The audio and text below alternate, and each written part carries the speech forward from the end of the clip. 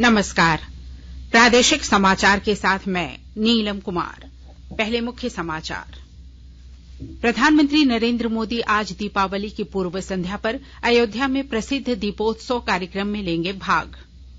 स्वास्थ्य मंत्री मनसुख मांडविया ने कहा, भारतीय जन औषधि परियोजना से नागरिकों को 18,000 करोड़ रुपए की बचत।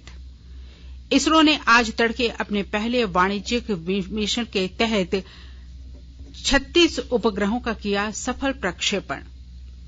दीपावली को लेकर राजधानी रांची सहित राज्य भर में मूर्तियां, मिठाइयां और पटाखों के बाजार सजे। और 2020 क्रिकेट विश्व कप में आज मेलबोर्न में भारत और पाकिस्तान होंगे आमने सामने। और अब समाचार विस्तार से। दीपावली के अवसर पर प्रसिद्ध दीपोत्सव कार्यक्रम उत्तर प्रदेश के अयोध्या में आज शाम आयोजित किया जाएगा। दीपोत्सव पिछले 6 वर्षों से लगातार आयोजित किया जा रहा है और प्रतिवर्ष इसका आकार बढ़ रहा है। दीपोत्सव के अवसर पर आज शाम सभी मंदिरों, अयोध्या की संकरी गलियों और अन्य गलियों में भी सभी मंदिरों को सजाया जाएगा और दीप जलाकर रोशनी की जाएगी। प्रधानमंत्री नरेंद्र मोदी प्रमुख समारोह की अध्यक्षता करेंगे। वे दीपावली की पूर्व संध्या पर आयोजित किए जाने वाले दीपोत्सव में भाग लेने के लिए आज शाम अयोध्या पहुंचेंगे। प्रधानमंत्री भगवान श्रीराम लला विराजमान के दर्शन करेंगे और वहां पूजा अर्चना करेंगे। इसके बाद प्रधानमंत्री का श्रीराम जन्मभूमि तीर्थ क्षेत्र स्थल का निरीक्षण करने का कार्यक्रम है। श्री मोदी प्रतीकात्मक भगवान श्रीराम का राज्याभिषेक करेंगे। प्रधानमंत्री सरयू नदी पर स्थित नए घाट पर आरती समारोह देखेंगे और बाद में भव्य दीपोत्सव का शुभारंभ करेंगे। इस वर्ष छठा दीपोत्सव मनाया जा रहा है और श्री मोदी पहली बार इस आयोजन में शामिल हो रहे हैं। 7वां आयुर्वेद दिवस आज विश्व स्तर पर मनाया जा रहा है। देश की प्राचीनतम और स्थापित औषध प्रणाली को बढ़ावा देने के लिए वर्ष 2016 से धन्वंतरी जयंती आयुर्वेद दिवस के रूप में मनाई जा रही है। धन्वंतरी जयंती पर देश भर में विशेष कार्यक्रम आयोजित किए जा रहे हैं। मुख्य कार्यक्रम नई दिल्ली में होगा। इस वर्ष भारतीय मिशन और दूतावास भी अपने संबंधित देशों में कार्यक्रम आयोजित करेंगे। इस वर्ष आयुर्वेद दिवस की थीम है, हर दिन हर घर आयुर्वेद। इसका उद्देश्य जमीनी स्तर पर व्यापक रूप से आयुर्वेद के लाभों से परिचित कराना है। प्रधानमंत्री नरेंद्र मोदी ने कहा कि हाल के वर्षों में भारत की पारंपरिक औषधि और योग ने पूरे विश्व का ध्यान खींचा है। उन्होंने गुजरात के गांधीनगर में वैश्विक आयुष सम्मेलन में दिया गया अपना वक्तव्य साझा किया। प्रधानमंत्री भारतीय जन औषधि परियोजना से रोगियों के इलाज के निजी खर्च में उल्लेखनीय कमी आई है। पिछले 8 वर्षों के दौरान नागरिकों की 18,000 करोड़ रुपए की बचत हुई है। केंद्रीय स्वास्थ्य मंत्री डॉक्टर मनसुख मांडविया ने एक ट्वीट में कहा कि सरकार सभी को स्वास्थ्य देखभाल की गुणवत्ता युक्त और सस्ती सेवाएं उपलब्ध कराने के लिए प्रतिबद्ध है। योजना की शुरुआत वर्ष 2008 में कम कीमतों पर गुणवत्ता युक्त दवाइयां उपलब्ध कराने के लिए की गई थी। सरकार ने मार्च 2025 तक प्रधानमंत्री भारतीय जन औषधि केंद्रों की संख्या 10,500 पहुंचाने का लक्ष्य रखा है। प्रधानमंत्री नरेंद्र मोदी ने कल 10 लाख कर्मियों के लिए विशाल भर्ती अभियान रोजगार मेले का शुभारंभ किया। इस अवसर पर पहले चरण में केंद्र सरकार के विभिन्न पदों के लिए 75,000 नवनियुक्त कर्मियों को नियुक्ति पत्र सौंपे गए। प्रधानमंत्री ने वीडियो कॉन्फ्रेंस के माध्यम से नवनियुक्त कर्मियों को संबोधित करते हुए कहा कि युवाओं को रोजगार के अवसर प्रदान करने की दिशा में यह एक महत्वपूर्ण कदम है। प्रधानमंत्री ने कहा कि इस बार हमने सामूहिक रूप से नियुक्ति पत्र देने की शुरुआत की है। प्रधानमंत्री मोदी ने कहा कि देश हर क्षेत्र में आत्मनिर्भर बनने की ओर अग्रसर है। उन्होंने इस बात पर जोर दिया कि विकसित राष्ट्र बनने का लक्ष्य सभी के योगदान से पूरा किया जा सकता है। प्रधानमंत्री ने कहा कि भारत अब 5वीं सबसे बड़ी अर्थव्यवस्था है। 8 वर्षों में किए गए सुधारों के कारण ही यह उपलब्धि हासिल हुई है। जामताड़ा जिला अंतर्गत नगर निकायों के चुनाव जल्द कराए जाएंगे। आसन्न नगर पालिका निर्वाचन 2022-23 से संबंधित क्षेत्रवार मतदाता सूची के प्रारूप का प्रकाशन कर दिया गया है। विस्तृत ब्यौरा दे रहे हैं हमारे जामताड़ा संवाददाता।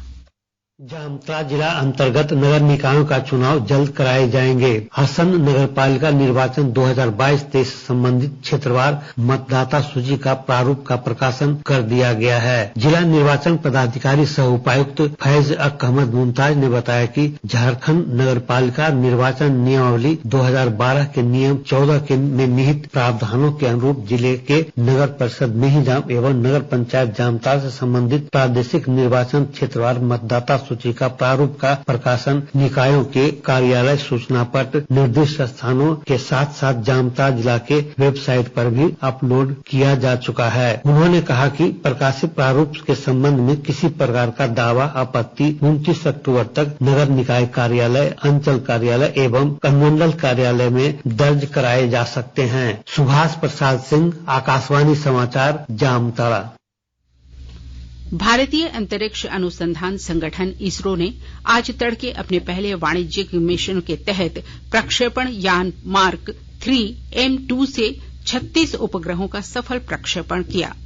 विदेशी कंपनी वनवेब के उपग्रह आंध्र प्रदेश के श्रीहरिकोटा सतीश धवन अंतरिक्ष केंद्र से प्रक्षेपित किए गए। प्रक्षेपण के बाद इसरो अध्यक्ष एस सोमनाथ ने कहा कि यह अवसर अंतरिक्ष क्षेत्र में उपस्थित सभी लोगों के लिए शुभ दीपावली है। उन्होंने कहा कि उपग्रहों को सफलतापूर्वक अलग किया गया और लक्षित कक्षा में पहुंचा दिया गया। न्यू स्पेस इंडिया लिमिटेड के अध्यक्ष और प्रबंध निदेशक डी राधाकृष्णन ने कहा कि इसरो ने अपना यह जटिल मिशन 3 से 4 महीने की अवधि में पूरा किया। पूरे मिशन के दौरान इसरो की तकनीकी क्षमता उल्लेखनीय और उच्च स्तर से पेशेवर रही। आकाशवाणी अनूठी पहल के साथ स्वतंत्रता के 75 वर्ष का उत्सव मना रहा है। इसका शीर्षक है आजाद भारत की बात आकाशवाणी के साथ।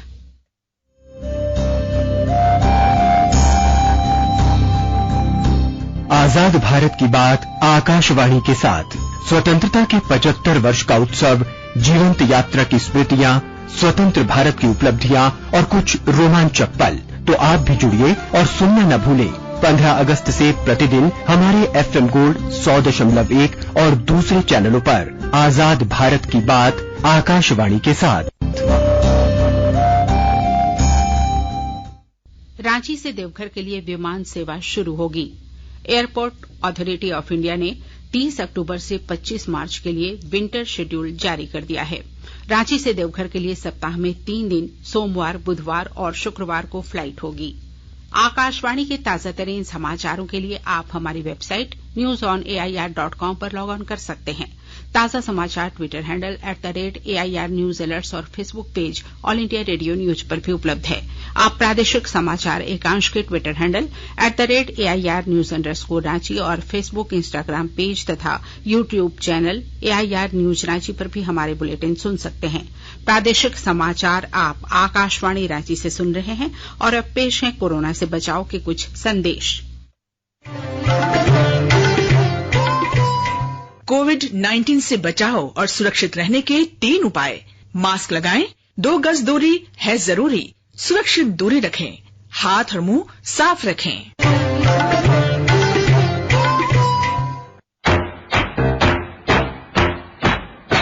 चलो मिलकर एक शुरुआत करें, चलो एक फैसला आज करें, मास्क नहीं तो टोकेंगे, कोरोना को रोकेंगे, चलो एक वादा करते हैं, चलो एक वादा करते हैं, मास्क नहीं तो टोकेंगे, कोरोना को रोकेंगे।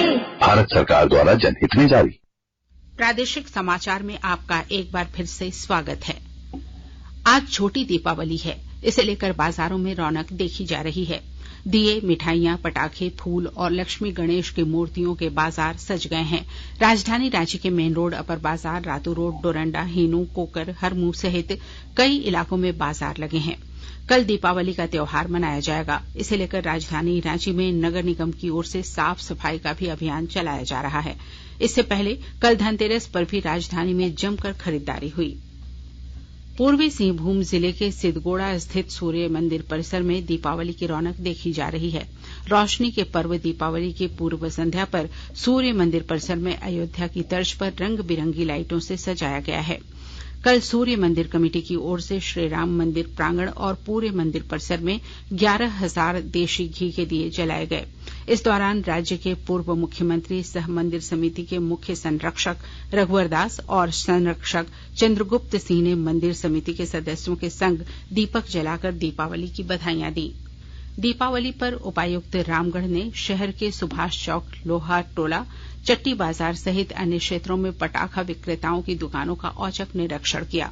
मौके पर अनुमंडल पदाधिकारी ने पटाखा विक्रेताओं के लाइसेंस सहित अन्य दस्तावेजों की जांच की तथा जिन दुकानदारों द्वारा आवश्यक दस्तावेज प्रस्तुत नहीं किए गए उनकी दुकानों को तत्काल बंद करने का निर्देश दिया।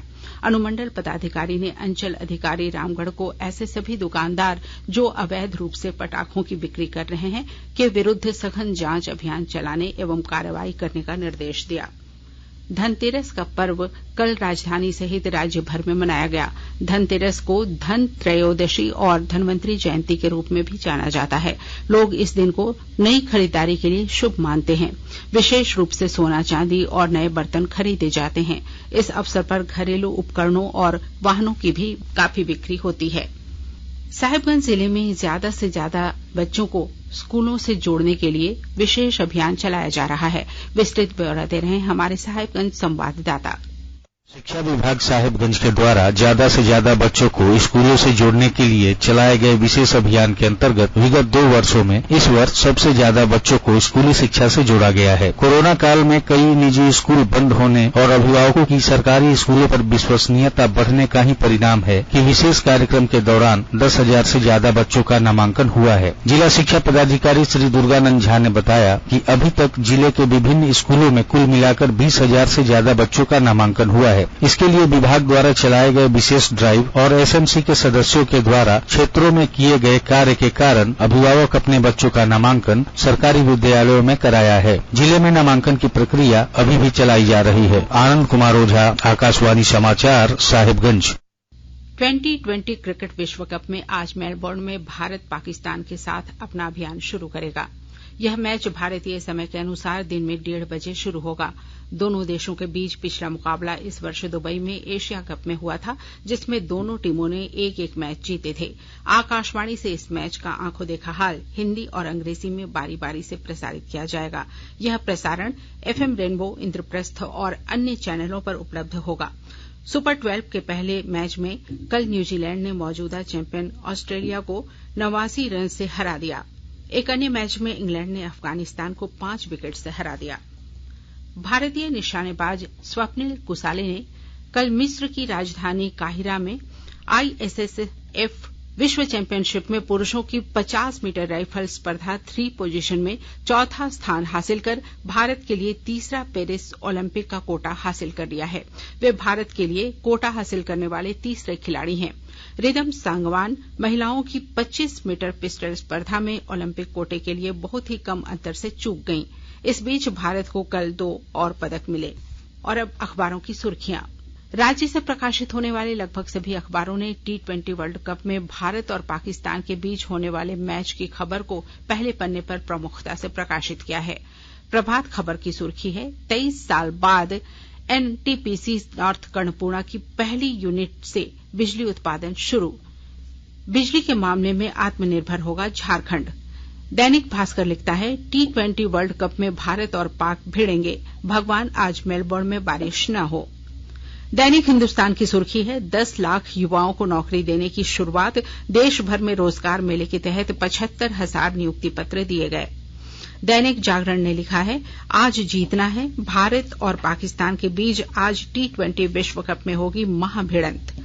अंग्रेजी अखबार द टाइम्स ऑफ इंडिया लिखता है, चाईबासा में 26 साल की युवती के साथ 10 लोगों ने किया सामूहिक दुष्कर्म, 3 हिरासत में। और हिंदुस्तान टाइम्स की सुर्खी है, प्रधानमंत्री मोदी ने किया रोजगार मेले का उद्घाटन, 75,000 नियुक्ति पत्र बांटे गए।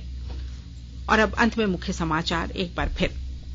प्रधानमंत्री नरेंद्र मोदी आज दीपावली की पूर्व संध्या पर अयोध्या में प्रसिद्ध दीपोत्सव कार्यक्रम में लेंगे भाग। स्वास्थ्य मंत्री मनसुख मांडविया ने कहा, भारतीय जन औषधि परियोजना से नागरिकों को 18,000 करोड़ रुपए की बचत। इसरो ने आज तड़के अपने पहले वाणिज्यिक मिशन के तहत 36 उपग्रहों का किया सफल प्रक्षेपण। दीपावली को लेकर राजधानी रांची सहित राज्य भर में मूर्तियां, मिठाइयां और पटाखों के बाजार सजे। और 2020 क्रिकेट विश्व कप में आज मेलबोर्न में भारत और पाकिस्तान होंगे आमने सामने। इसके साथ ही आकाशवाणी रांची से प्रादेशिक समाचार का ये बुलेटिन समाप्त हुआ। नमस्कार।